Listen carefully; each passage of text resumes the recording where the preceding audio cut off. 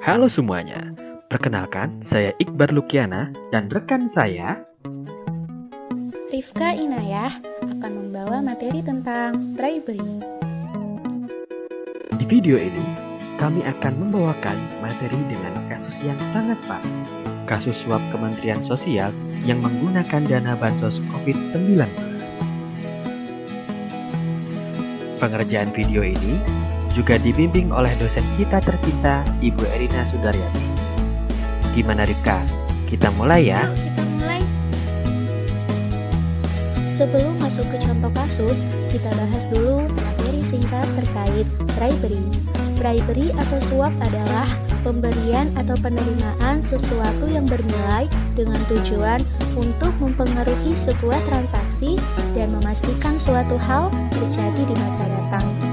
Pada umumnya, suap diberikan kepada orang yang berpengaruh atau pejabat agar melakukan atau tidak melakukan sesuatu. Sedangkan orang yang memberi suap biasanya memberikan suap agar keinginannya tercapai, baik berupa keuntungan tertentu ataupun agar terbebas dari suatu hukuman atau proses hukum. Maka tidaklah mengherankan yang paling banyak disuap adalah pejabat di lingkungan birokrasi pemerintah yang mempunyai peranan penting untuk memutuskan sesuatu, misalnya dalam pemberian izin ataupun pemberian proyek pemerintah. Bribery adalah salah satu jenis korupsi. Seperti yang kita tahu bahwa kasus korupsi di Indonesia semakin marak teman-teman, ibarat parasit yang sudah beranak pinak di semua sistem birokrasi pemerintahan, baik di sistem legislatif, eksekutif, dan yudikatif. Selanjutnya, bagaimana mendeteksi bribery? Kunci untuk mendeteksi bribery adalah mencari red flag yang mungkin menandakan adanya kecurangan. Yang pertama, terkait dengan dokumentasi. Yang kedua, hubungan antara penawar dan vendor. Yang ketiga, pihak terkait. Adakah situasi pihak terkait antara karyawan perusahaan dan perusahaan penawaran atau pegawai emiten lainnya? Nah, jika ada, apakah fakta itu telah diungkap di awal atau dengan sengaja disembunyikan? Yang keempat, terkait dengan waktunya. Adakah penawar yang mencoba memperlambat atau mempercepat prosesnya? Jika iya, harus ada alasan yang jelas. Yang kelima, persyaratan. Apakah persyaratan tampaknya diarahkan untuk menghilangkan semua penawar kecuali satu atau dua penawar potensial? Yang keenam, karyawan yang terlibat. Yang ketujuh, terkait dengan tawaran. Apakah tawaran telah memenuhi persyaratan atau ketentuan yang jelas? Yang kedelapan, penarikan.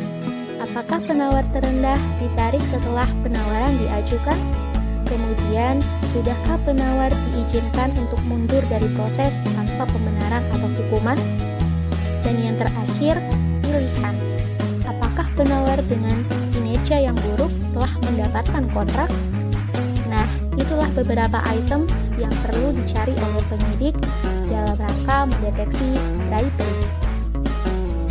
Pertanyaan selanjutnya, apakah bribery dapat dicegah? Tentu saja bisa. Adapun langkah yang perlu dilakukan, yang pertama, pengawasan yang tepat atas fungsi pembelian dan hutang merupakan salah satu langkah penting dalam memerangi bribery. Selain itu, pemisahan tugas juga sangat membantu.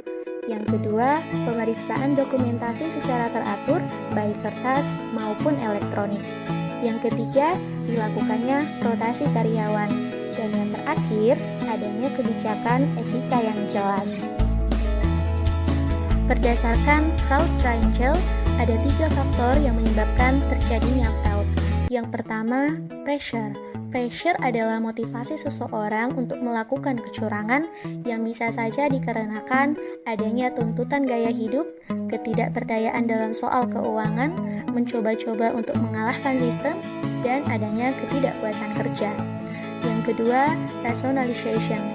Rationalization ini merupakan sikap, karakter, atau sistem nilai yang digunakan oleh pelaku dengan cara mencari pembenaran atas perbuatan curangnya.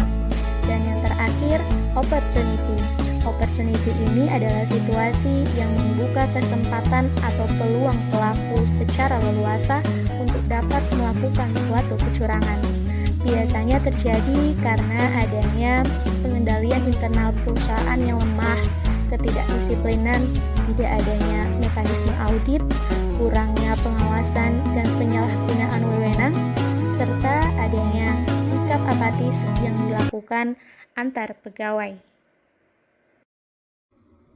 Terima kasih Rifka untuk materinya. Oke, sekarang kita akan membahas kasus suap Kementerian Sosial yang menggunakan dana bansos COVID-19. Kira-kira ada yang bisa nebak siapa 5 orang yang pakai seragam KPK ini?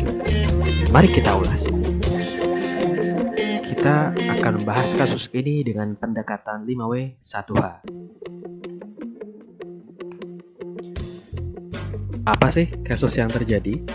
Mantan Menteri Sosial Juliari Batubara dilaporkan menerima uang sebesar 17 miliar rupiah dari penunjukan rekanan pengadaan sembako bansos untuk Jabodetabek. Bansos bernilai Rp600.000 dibagi 2 paket sembako senilai Rp300.000. Kemudian dibagikan tiap 2 minggu.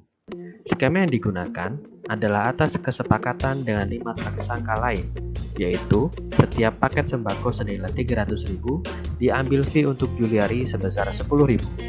Namun, tidak semua paket dikenakan potongan fee atau bisa disebut hanya beberapa paket saja.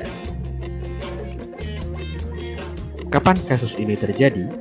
Penetapan Juliari Batubara sebagai tersangka oleh KPK dilakukan pada 6 Desember 2020. Kemudian, Juliari menyerahkan diri pada pukul 2 dini hari di hari yang sama.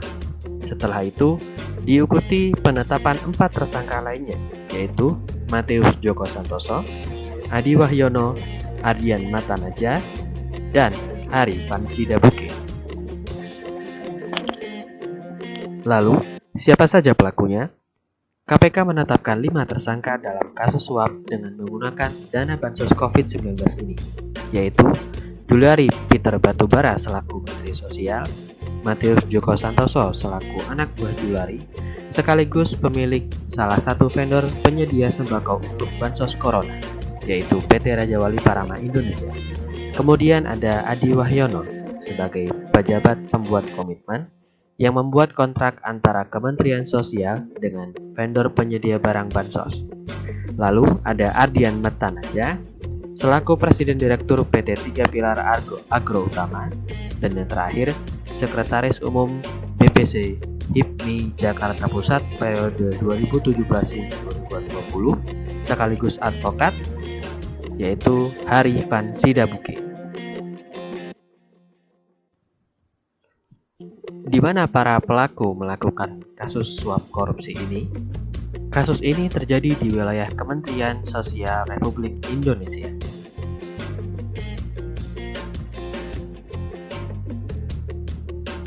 Mengapa para pelaku melakukannya? Nah, pada bagian ini, saya akan menjelaskan berdasarkan Talk Angel seperti yang sudah dijelaskan oleh Rifka.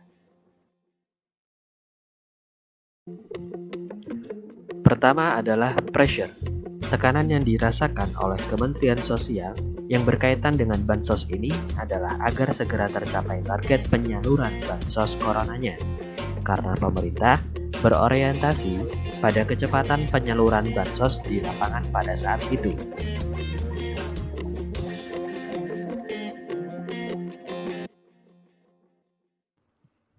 Kedua adalah opportunity. Karena berorientasi pada kecepatan tersebut, aspek evaluasi dan whistleblowing tidak diprioritaskan atau bahkan dilupakan. Pasalnya, posisi Inspektorat Jenderal berada langsung di bawah Menteri, yang mana berisiko tinggi. Di negara lain, posisi Inspektorat Jenderal yang bersifat independen langsung di bawah Presiden. Namun di Indonesia, Menteri tidak ingin terlalu diatur. Jika pengawasan internal diperkuat, dapat meminimalisir celah terjadinya korupsi. Godaan korupsi menjadi semakin besar karena menggunakan cara lama dengan penunjukan langsung vendor penyedia bahan bansos corona. Penunjukan langsung dan bantuan sosial berupa tunai ini menjadi lahan basah di mana Menteri Sosial dengan pemilik vendor melakukan kesepakatan fee sebesar Rp10.000 untuk setiap paket bansos. Fee ini adalah bentuk suap dari vendor yaitu Matius Djoko Santoso ke mantan Menteri Sosial Juliari Batubara melalui kontrak yang dibuat oleh PPK Adi Wahyono. Ketiga adalah rationalization. Saudara Matius Djoko Santoso adalah bawahan, sekaligus pemilik vendor yang ditunjuk Juliari sebagai penyedia bahan bansos corona. Kesepakatan berupa fee atau upeti jatah sebesar Rp10.000 per paket bansos Juliari bagi Matius dapat dinilai biasa saja, karena Juliari berjasa dalam menunjuk langsung perusahaan Matius, Ardian, dan Hari Sidabuke. Maka mereka merasa harus memberikan imbalan atas penunjukan langsung tersebut sebagai imbalan jasa. Dan bagaimana pelaku melakukannya? Yang pertama adalah penunjukan vendor. Menteri Juliari menunjuk langsung vendor mana saja sebagai penyedia barang bansos, termasuk perusahaan yang dipimpin oleh Matius Djoko Santoso selaku bawahan langsung Juliari, lalu perusahaan yang dimiliki oleh Ardian dan perusahaan yang dimiliki oleh Hari Sidabuke. Yang kedua adalah pemberian fee. Skema yang digunakan adalah atas kesepakatan berlima, yaitu setiap paket sembako senilai Rp300.000 diambil fee untuk Juliari sebesar Rp10.000 dengan jatah bansos penuh tiap warga sebesar Rp600.000. Maka skema ini dilakukan selama 2 kali dalam 1 bulan karena pemberian sembako dilakukan secara berkala selama 1 bulan, yang berarti setiap 2 minggu 1 sembako. Terima kasih sudah menonton video ini. Sampai jumpa di video-video selanjutnya. Bye-bye.